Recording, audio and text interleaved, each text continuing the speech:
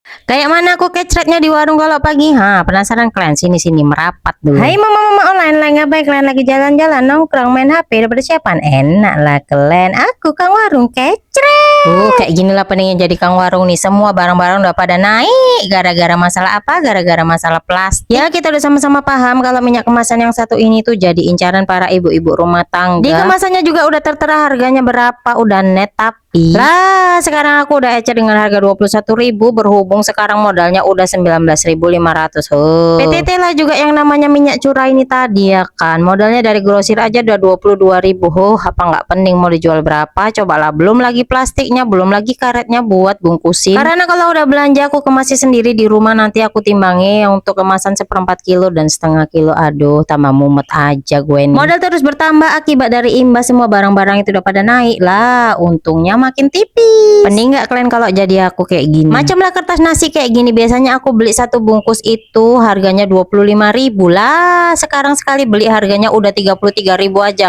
Kira-kira berapa kenaikannya ya? Sekitaran 8.000 ya. Apa nggak pening mikirkan modal ini?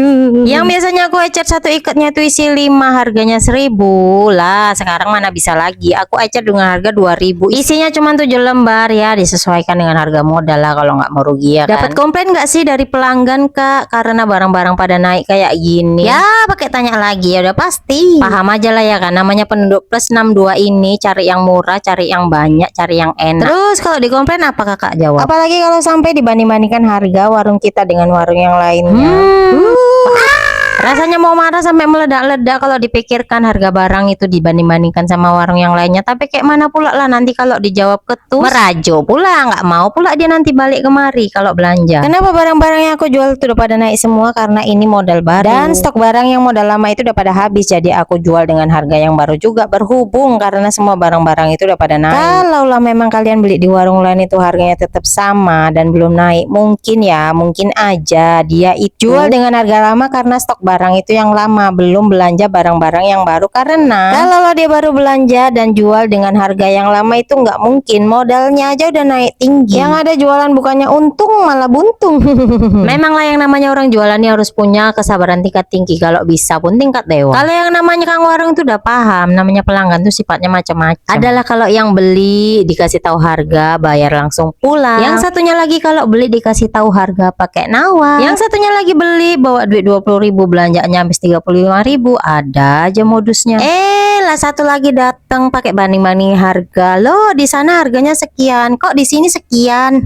Cuman lah coba kalian ngatasi orang-orang kayak gini? Mau dijawab nanti dibilang kita sok. Padahal kenyataannya di lapangan itu barang-barang udah pada naik. Dibilang lah nanti kita lantam, dibilang lah nanti kita sombong, macam-macam lah. Loh terus kalau nggak dijawab, problem yang kayak gini bakalan berulang terus-menerus dengan orang yang sama. Ya memang kalau orang bangsanya cerewet apalagi rewel.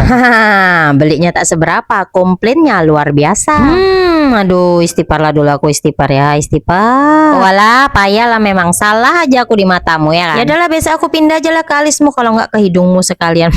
Dan kebetulan sekalian tadi aku belanja minuman ke grosir yang biasa aku belanja jajanan. Dikarenakan isian kulkasku udah pada kosong, mau beli minuman loh. Sekalinya mau belanja minuman kok pada kosong semua. Nah, bahaya nih kok udah kayak gini. Ancang-ancang lah dulu kita ya kan, cari modal tambahan. Kayaknya bentar lagi duar barang pada naik semua. Udahlah naik, carinya pun payah. Apa nggak tambah pening kepala kalau kayak gini ceritanya? Bukannya apa ya kan, nanti kalau kita belanjakan terus harganya kita naikkan, pelanggan ini pada tanya-tanya, nggak bisa menyesuaikan dengan harga yang baru. Nggak ada stoknya di warung, ditanya giliran udah dibelanjakan barang naik, pelanggan kaget dengan harga yang baru, ujung-ujungnya macam terpaksa lah pula dia beli ya kan. Barang pun yang harusnya laku keluar satu kotak satu hari sekarang udah nggak bisa. Udah hemat sekarang kayak HP yang nggak dicas. Aduh deg-degan aku, kayak mana lah minuman ini harganya ya, masih aman nggak ya kira-kira mau dijual? Macam lah minuman yang harga 1.000-an yang biasa aku jual di kulkas itu pun stoknya sekarang udah kosong semua. Di grosir aku cari udah pada nggak ada. Nanti pas sekalinya ada pasti ujung-ujungnya harganya naik. Serba salah kan kita jadinya. Diredikan dengan harga yang baru orang pada komplain, daya beli pun berkurang. Nggak diredikan ditanya juga. Ya mudah-mudahan nanti harganya masih aman-aman aja ya sekalinya ada. Sayang juga nanti kulkasku kosong gara-gara minuman itu nggak ada. Sayang juga ya kan, tiap hari dicok, listrik jalan tapi isinya cong. Yang seharusnya modal buat es itu itu udah berputar dan untungnya itu udah kita bisa rasakan. Tapi karena stok barang nggak ada, ujung-ujungnya apa? Modalnya ngangkrak. Untung pun tak ada.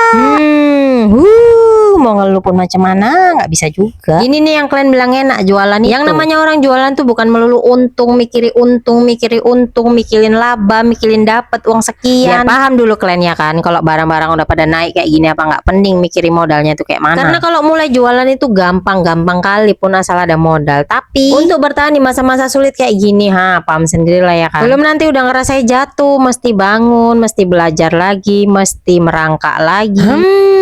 Sakitnya tuh nggak usah ditanya lah. Umpamanya luka tapi nggak berdarah. Lebay kali pun lama-lama aku tengok kau. Nggak mau kau tengok, udah nggak usah kau tengok lagi aku ya. Ya wis lah, itulah gambaran kira-kira kayak mana pahitnya jadi kang warungnya. Jangan kalian pikir enaknya aja. Oke lah kalau kayak gitu, sampai jumpa di next video. Bye bye guys.